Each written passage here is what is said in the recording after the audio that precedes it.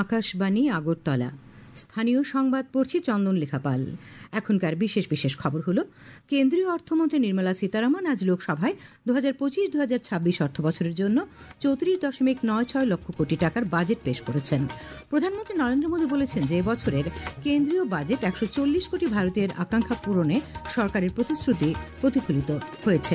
মুখ্যমন্ত্রী অধ্যাপক ড. মানিক সাহা কেন্দ্রীয় বাজেটকে বিকশিত ভারত নির্মাণের জন্য প্রধানমন্ত্রী পরিকল্পিত দিশা বলে অভিহিত করেছেন। উত্তরাখণ্ডে অনুষ্ঠিত 38তম জাতীয় গেমসের পঞ্চম দিনে শেষ খবর পাওয়া পর্যন্ত 100টি স্বর্ণপদকের ফয়সালা হয়েছে। কেন্দ্রীয় অর্থমন্ত্রী নির্মলা সীতারামন আজ লোকসভায় 2025-2026 অর্থবছরের কেন্দ্রীয় বাজেট পেশ করেছেন। 34.96 লক্ষ কোটি টাকার বাজেট পেশ করে অর্থমন্ত্রী বলেন যে বিশ্বের অন্যান্য ক্রমবর্ধমান অর্থনীতির মধ্যে ভারতের অর্থনীতি সবচাইতে দ্রুত বর্ধনশীল। তিনি বলেন যে প্রস্তাবিত বাজেটে 10টি বিস্তৃত ক্ষেত্রে আলোকপাত করা হয়েছে এবং এই বাজেটের লক্ষ্য সবাইকে একটি অন্তর্ভুক্তিমূলক প্রবৃদ্ধির পথে নিয়ে যাওয়া। শ্রীমতী সীতারামন বলেন যে এই বাজেটটি প্রবৃদ্ধি ত্বরান্বিত করার জন্য নিবেদিত এবং বিকশিত ভারতের জন্য আমাদের আকাঙ্ক্ষা দ্বারা চালিত। Budget estimates for 25-26. Coming to 25-26, the total receipts other than borrowings and total expenditure are estimated at 34.96 lakh crore rupees and 50.65 lakh crore rupees respectively. The net tax receipts are estimated at 28.37 lakh crore rupees. The fiscal deficit is estimated to be 4.4% of GDP. Shrimati Sitharaman বলেন সরকার ডাল উৎপাদনে আত্মনির্ভরতা অর্জনের জন্য 6 বছরের একটি mission চালু করবে। তিনি ঘোষণা করেন উৎপাদন ও বিপণনের উন্নতির জন্য একটি মাখানা বোর্ড প্রতিষ্ঠা করা হবে এবং উচ্চ ফলনশীল বীজের উপর একটি জাতীয় মিশন চালু করা হবে। তিনি বলেন উন্নয়নের যাত্রায় 4টি চালিকা শক্তি কৃষি, এমএসএমই, বিনিয়োগ এবং রপ্তানি। তিনি বলেন এমএসএমইকে মেয়াদি ঋণ 20 কোটি টাকায় উন্নীত করা হবে। কৃষিক্ষেত্রে আত্মনির্ভর ভারতের দিকে নজর দেওয়া হয়েছে। কিষাণ ক্রেডিট কার্ডে ঋণের পরিমাণ বাড়ানো হয়েছে। Kisan credit cards facilitate short-term loans for 7.7 crore farmers, fishermen and dairy farmers. The loan limit under modified interest subvention scheme will be enhanced from 3 lakh rupees to 5 lakh rupees for loans taken through the KCC. অর্থমন্ত্রী ঘোষণা করেছেন যে তপশিলি জাতি উপজাতি মহিলা প্রথমবারের মতো উদ্যোক্তাদের জন্য আগামী 5 বছরে 2 কোটি টাকা পর্যন্ত মেয়াদি ঋণ সহ নতুন প্রকল্প চালু করা হবে। তিনি বলেন স্কুলগুলিতে 50,000 অটল টিঙ্কারিং ল্যাব স্থাপন করা হবে। সকল সরকারি মাধ্যমিক বিদ্যালয়ে প্রাথমিক স্বাস্থ্যকেন্দ্রে ব্রডব্যান্ড সংযোগ দেওয়া হবে।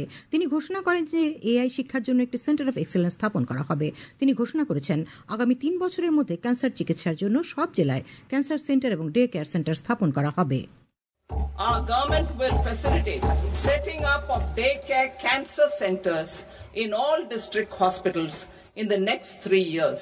200 centers will be established in 25-26 itself. 100% সাফল্য অর্জনের জন্য জল জীবন মিশনের মেয়াদ 2028 সাল পর্যন্ত বাড়ানোরও ঘোষণা দেওয়া হয়েছে। Jal Jeevan Mission. Since 2019, 15 crore households representing 80% of India's rural population have been provided access to portable tap water connections. To achieve 100% coverage, I am pleased to announce the extension of this mission until 2028 with an enhanced total outlay. 20,000 কোটি টাকা ব্যয়ে ছোট modular nuclear reactor স্থাপন করা হবে। দেশের 120টি নতুন গন্তব্যকে সংযুক্ত করতে পরিবর্তিত উড়ান প্রকল্প চালু করা হবে। A modified Udan scheme will be launched to enhance regional connectivity to 120 new destinations and carry 4 crore passengers in the next 10 years. 4 crore additional passengers in the next 10 years. The scheme will also support helipads and smaller airports in hilly, aspirational and northeast regional districts. তিনি বলেন যে medical কলেজগুলিতে 10,000 অতিরিক্ত আসন সৃষ্টি করা হবে এবং বেসরকারি ক্ষেত্রের সঙ্গে অংশীদারিত্বে medical tourism and heal in India নীতি প্রচার করা হবে। Expansion of medical education. Our government has added almost 1.1 lakh undergraduate and postgraduate medical education seats in 10 years, an increase of 130%. In the next year, 10,000 additional seats will be added in medical colleges and hospitals towards the goal of adding 75,000 seats in the next 5 years. এবারের বাজেটে মধ্যবিত্তদের জন্য বিশেষ সুবিধার প্রস্তাব রাখা হয়েছে। ব্যক্তিগত আয়করদাতাদের ক্ষেত্রে আয়কর ছাড় 12 লক্ষ টাকা পর্যন্ত করার প্রস্তাব করা হয়েছে। স্ট্যান্ডার্ড ডিডাকশন 75,000 টাকা করা হয়েছে। বাজেটে কর কাঠামো এরকম: 4 লক্ষ টাকা পর্যন্ত আয়ের জন্য কোনো কর লাগবে না। 4 থেকে 8 লক্ষ টাকা আয়ের ব্যক্তিদের জন্য 5% কর লাগবে। 8 থেকে 12 লক্ষ টাকার স্ল্যাবের জন্য 10% কর দিতে হবে। 12 থেকে 16 লক্ষ টাকা আয় পর্যন্ত 15%, 16 থেকে 20 লক্ষ টাকা পর্যন্ত আয়ের ক্ষেত্রে 20% হারে কর দিতে হবে। 20 থেকে 24 লক্ষ টাকা উপার্জনকারীদের 25% এবং 24 লক্ষ টাকার উপরে আয়ের ক্ষেত্রে 30% করের প্রস্তাব করা হয়েছে। সারা দেশে 8 কোটিরও বেশি শিশু, 1 কোটি গর্ভবতী মহিলা এবং স্তন্যদানকারী মা এবং উচ্চাকাঙ্ক্ষী জেলা এবং উত্তর পূর্বাঞ্চলে প্রায় 20 লক্ষ কিশোরীকে পুষ্টি সহায়তা প্রদানকারী সক্ষম অঙ্গনওয়াড়ি এবং পোষণ দ্বিতীয় পর্বের অধীনে পুষ্টি সহায়তার জন্য ব্যয়ের নিয়মগুলি যথাযথভাবে বৃদ্ধি করার কথাও বলা হয়েছে। প্রধানমন্ত্রী নরেন্দ্র মোদী বলেছেন যে এই বছরের কেন্দ্রীয় বাজেট 140 কোটি ভারতীয়ের আকাঙ্ক্ষা পূরণের সরকারের প্রতিশ্রুতি প্রতিফলন করে। বাজেট পরবর্তী বার্তায় প্রধানমন্ত্রী বলেন, এই বাজেট ভারতের উন্নয়ন যাত্রা একটি গুরুত্বপূর্ণ মাইলফলক। তিনি বলেছেন যে এই বাজেট দেশে সঞ্চয়, বিনিয়োগ, ভোগ্যপণ্যের ব্যবহার এবং প্রবৃদ্ধি বাড়াবে। তিনি আরও বলেন যে বাজেটটি দেশের মধ্যবিত্তকে ব্যাপকভাবে উপকৃত করবে। यह बजट सेविंग्स को बढ़ाएगा, इन्वेस्टमेंट को बढ़ाएगा, कंजम्पशन को बढ़ाएगा और ग्रोथ को भी तेजी से बढ़ाएगा। মুখ্যমন্ত্রী অধ্যাপক ড মানিক সাহা কেন্দ্রীয় বাজেটকে বিকশিত ভারত নির্মাণের জন্য প্রধানমন্ত্রী নরেন্দ্র মোদীর পরিকল্পিত দিশা বলে অভিহিত করেছেন। এই বাজেট প্রধানমন্ত্রীর আত্মনির্ভর ভারতের প্রতিচ্ছবি বলে উল্লেখ করেন তিনি। সাংসদ বিপ্লব কুমার দেব বলেছেন, এবারের বাজেট মধ্যবিত্ত এবং নিম্নবিত্ত নাগরিকদের উন্নত জীবনযাত্রার পাশাপাশি সমাজের সকল অংশের মানুষের আকাঙ্ক্ষার প্রতিফলন। খবর প্রচারিত হচ্ছে আকাশবাণীর আগরতলা কেন্দ্র থেকে। আকাশবাণীর সংবাদের আপডেট পেতে লগ ইন করুন www.newsonair.com এবং নিউজ অন এয়ার অ্যাপ এবং টুইটার ও ফেসবুক প্ল্যাটফর্মে এয়ার নিউজ অ্যালার্টসে। ইউটিউবে লক্ষ্য রাখুন নিউজ অন এয়ার অফিসিয়ালে। আকাশবাণী আগরতলার সংবাদ আপডেট পেতে দেখুন টুইটার বা এক্স হ্যান্ডেলে আকাশবাণী নিউজ আগরতলা, ফেসবুকে এয়ার নিউজ আগরতলা এবং ইউটিউবে আকাশবাণী নিউজ আগরতলা। তথ্য সম্প্রচার মন্ত্রী অশ্বিনী বৈষ্ণব বলেছেন যে কেন্দ্রীয় বাজেট 2025 বিকশিত ভারতের নকশা তৈরি করেছে। সামাজিক মাধ্যমে তিনি বলেন যে এর মূলে বৃদ্ধি, অন্তর্ভুক্তি, উদ্ভাবন, কৃষক থেকে ফিনটেক, এমএসএমই থেকে এআই সবকিছুই রয়েছে। বিজেপি সাংসদ এবং জোট সদস্যরা কেন্দ্রীয় বাজেটকে স্বাগত জানিয়েছেন। কৃষিমন্ত্রী শিবরাজ সিং চৌহান বলেছেন যে এই বাজেট ভারতকে একটি স্বয়ংসম্পূর্ণ দেশ হিসেবে গড়ে তোলার জন্য এবং কৃষিকে অগ্রাধিকার দেওয়ায় এটি দেশের অর্থনীতির মেরুদণ্ড গঠন করতে সহায়ক হবে। জ্যোতিরাদিত্য সিন্ধিয়া বলেছেন যে বাজেটটি প্রধানমন্ত্রী নরেন্দ্র মোদীর লক্ষ্য এবং বিকশিত ভারত মিশনের সঙ্গে সামঞ্জস্যপূর্ণ। বিরোধী দলের একাধিক নেতা সরকারের সমালোচনা করে বলেছেন বাজেটে দেশের মধ্যবিত্ত তরুণদের জন্য কিছুই নেই। ডিএমকে সাংসদ দয়ানিধি মারান বাজেটে মধ্যবিত্তকে উপেক্ষা করার অভিযোগ করেছেন। তৃণমূল সাংসদ অভিষেক বন্দ্যোপাধ্যায় বলেছেন যে বাজেটে মধ্যবিত্তের জন্য কিছু নেই, সরকার কেবল জনসাধারণকে প্রতারিত করার চেষ্টা করছে। কংগ্রেস সাংসদ গৌরব গগৈ বলেছেন এই বাজেট জনবিরোধী, গরিব কৃষকদের জন্য এই বাজেটে কিছুই নেই।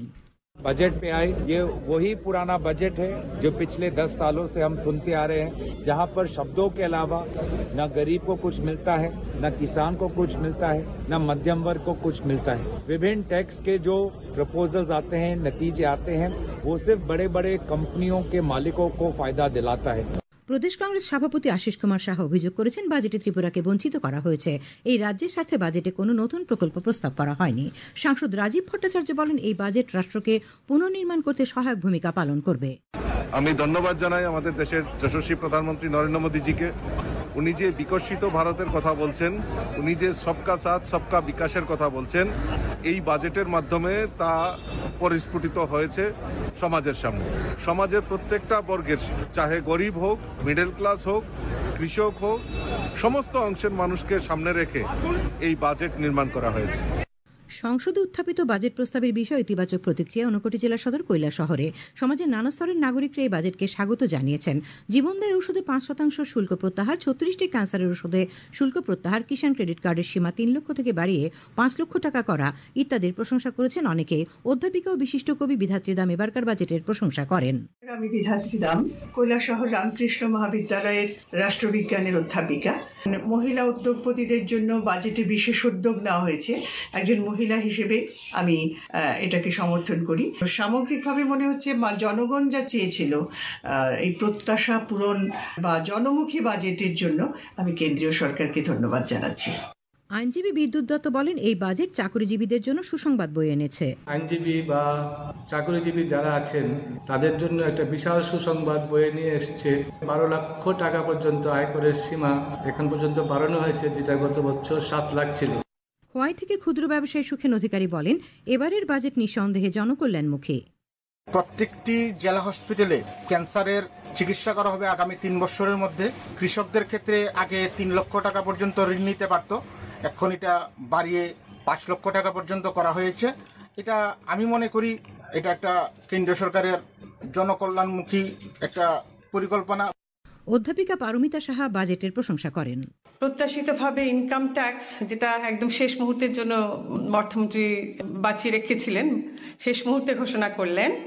ইনকাম ট্যাক্সে প্রত্যাশিতভাবে ছাড় দেওয়া হয়েছে, এখন 12 লাখ টাকা অবধি ট্যাক্স নীল। অবশ্য স্ট্যান্ডার্ড ডিডাকশনে বিশেষ পরিবর্তন ঘটেনি। উত্তরাখণ্ডে অনুষ্ঠিত 38তম জাতীয় গেমসের পঞ্চম দিনে শেষ খবর পাওয়া পর্যন্ত 100টি স্বর্ণপদকের ফয়সালা হয়েছে। 14টি স্বর্ণপদক নিয়ে সার্ভিস স্পোর্টস কন্ট্রোল বোর্ড তালিকার শীর্ষে রয়েছে। 13টি স্বর্ণপদক নিয়ে কর্ণাটক দ্বিতীয় স্থানে এবং 11টি স্বর্ণপদক নিয়ে মহারাষ্ট্র তৃতীয় স্থানে রয়েছে। ত্রিপুরা উত্তরাখণ্ডের মধ্যে কর্নেল সিকে নাইডু ট্রফি অনূর্ধ্ব 23 বছরের ক্রিকেটের 4 দিনের খেলা আজ থেকে আগরতলায় শুরু হয়েছে। এমবিবি স্টেডিয়ামে টসে হেরে প্রথমে ব্যাট করতে নেমে রাজ্য দল প্রথম ইনিংসে দিনের শেষে 7 উইকেট হারিয়ে 272 রান করে। শেষ করার আগে খবরের বিশেষ অংশগুলি আর একবার। কেন্দ্রীয় অর্থমন্ত্রী নির্মলা সীতারামন আজ লোকসভায় 2025-26 অর্থ বছরের বাজেট পেশ করেছেন। প্রধানমন্ত্রী নরেন্দ্র মোদী বলেছেন যে এই বছরের কেন্দ্রীয় বাজেট 140 কোটি ভারতীয়ের আকাঙ্ক্ষা পূরণে সরকারের প্রতিশ্রুতি প্রতিফলিত করেছে। মুখ্যমন্ত্রী অধ্যাপক ডক্টর মানিক সাহা কেন্দ্রীয় বাজেটকে বিকশিত ভারত নির্মাণের জন্য প্রধানমন্ত্রীর পরিকল্পিত দিশা বলে অভিহিত করেছেন। উত্তরাখণ্ডে অনুষ্ঠিত 38তম জাতীয় গেমসের পঞ্চম দিনে 100টি স্বর্ণপদকের ফয়সালা হয়েছে।